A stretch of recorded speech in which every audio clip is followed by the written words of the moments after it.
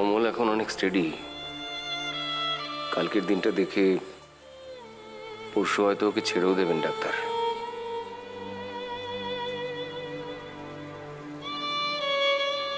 একবার জেনে নাও ছোড়তে এখান থেকে ও বাড়ি যাবে কিনা। কি সব টেস্ট ফেস্ট আছে বলছিল, ওর রুটিন ডিস্টার্ব করে লাভ নেই রাধা। একবার যখন ফাঁড়া কেটে গেছে তখন আর ওকে নিয়ে ভয় নেই। আচ্ছা, তাহলে বরং তোমরা ফিরে যাও, আমি এখানে থাকছি। ললিতার উপর এখন আর বেশি ধকল না দেওয়াই ভালো। তোকে একা ফেলে? একা কোথায়, কমল তো আছে আমার সঙ্গে। আর তাছাড়া তুমিই তো বললে ভাড়া কেটে গেছে।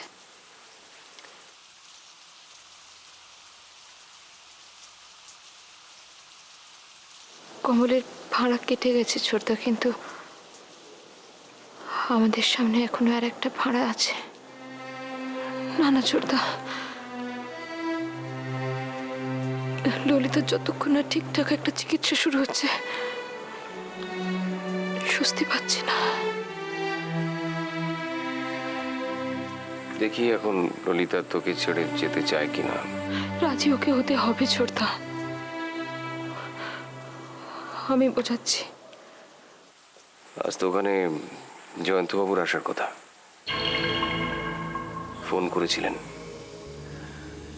দিল্লি থেকে ডক্টর ভাবনানি ললিতার রিপোর্টগুলো দেখে সেকেন্ড ওপিনিয়ন পাঠিয়ে দিয়েছেন। Second opinion? কই, আমাকে তো কেউ বলেনি সেকেন্ড ওপিনিয়নের কথা। কেন, কিসের জন্য? কি আছে সে রিপোর্টে? রিপোর্টে কি আছে আমি কিছুই জিজ্ঞেস করিনি রাধা, যা জানার বাড়িতে গিয়ে জানবো। ছোটদা আমি বলছি,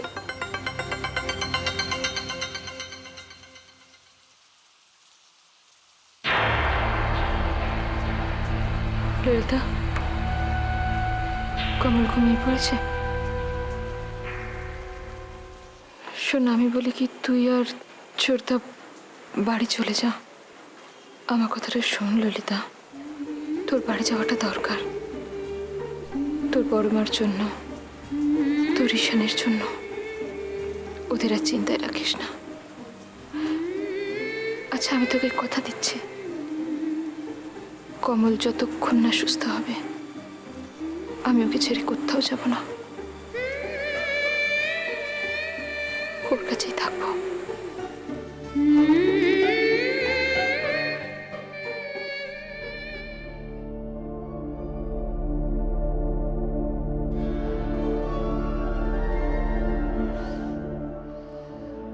বেয়ামশাই বলুন না, কি কি রিপোর্টে কি আছে? ওই একই কথা, মানে তার মানে টিউমারটা ম্যালিগনেন্ট, তাই তো?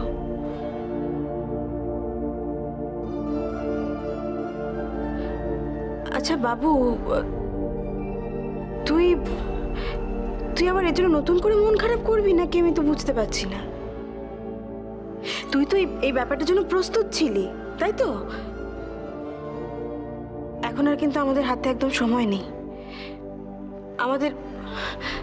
আমাদের তাড়াতাড়ি চিকিৎসার ব্যবস্থা করতে হবে। বেয়াইমশাই, আপনি যা করার একটু তাড়াতাড়ি করুন। মাথার মধ্যে ওসব সর্বনাশ নিয়ে ঘুরতে হবে না ললিতাকে।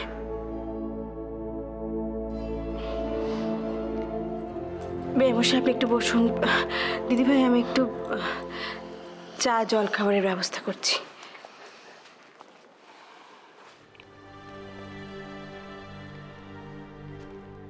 ঈশান, তোমার মা ঠিকই বলেছেন, আমাদের সামনে এখন অনেক কাজ। অপারেশনের দিনক্ষণ ঠিক করতে হবে। হ্যাঁ বাবা।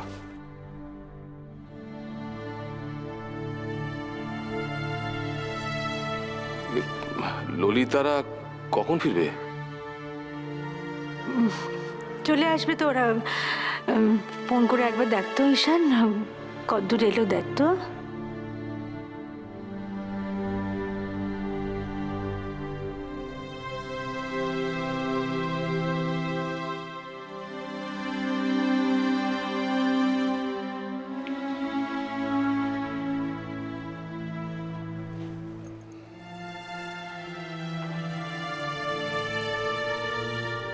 কিরে হ্যাঁ, তোরা দুটিতে এরম মুখ শুকনো করে বসে আছিস কেন?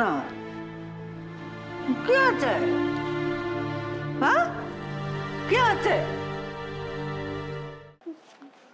ভেবেছিলাম একটা মিরাকেল হবে আর সব কিছু ভুল প্রমাণ হয়ে যাবে, কিন্তু সেকেন্ড ওপিনিয়নেও ম্যালিগনেন্ট, সেই ম্যালিগনেন্ট। রাজনী এটা নে, রাখ। তাহলে ওদের আসতে আর কত দেরি আছে? ভালোই হয়েছে ঠাম্মা, ললিতা বাড়িতে নেই। আজ না আমি আর মেসমশাই চোখের দিকে তাকাতে পারছিলাম না, যেন আমার তো আর ভগবানের উপর বিশ্বাস রাখতে ইচ্ছা করছে না। আচ্ছা দিমা, ভগবান এত বড় একটা অসুখ কেন দিল ললিতাকে বলতে পারো? আমরা যে সবাই মিলে এত প্রার্থনা করলাম ঈশ্বরের কাছে, এত কিছু চাইলাম, উনি কোনো কথা রাখলেন না, কিচ্ছু শুনলেন না। দোলন, এত বড় সংসার, কোটি কোটি মানুষ, সবাই তো অনবরত ভগবানের কাছে কিছু না কিছু চেয়েই যাচ্ছেন রে। ভগবানের দরবারে লোকেদের আর্জি কি কম বল? উনি আর কত শুনবেন বলতো? আচ্ছা ঠাম্মা, তোমার তো ভগবানের উপর এত বিশ্বাস, তুমি তো রোজ পুজো করো, তাহলে কেন এমনটা হলো? চুপ কর, চুপ কর, চুপ কর, একদম চুপ। তোরা দেখতো আমার এত বড় বয়সেও আমি ভেঙে পড়িনি, আর তোরা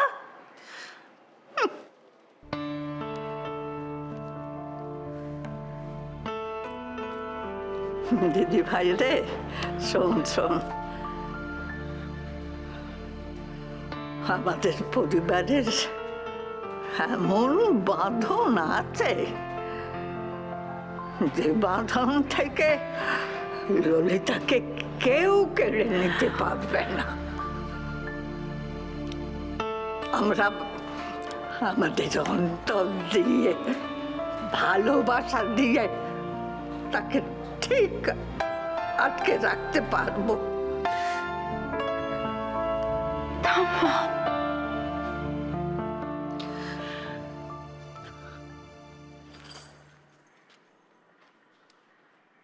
দেখো কাণ্ড, এসে থেকে কারোর সাথে দেখা টেকা না করে তুই এই ঘরে চুপটি করে দাঁড়িয়ে রয়েছিস।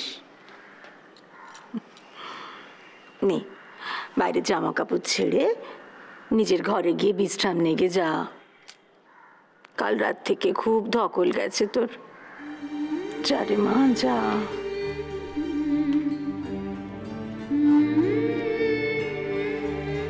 মনে কি সাহসী, তাই না বড় মা? কি করে পেলো বলো তো এত সাহস, এত কঠিন একটা লড়াই লড়বার সাহস? কি করে পেলো? কি বলছিস তুই? আমি সব জানি বড় মা, আমি সমস্ত জেনে গেছি।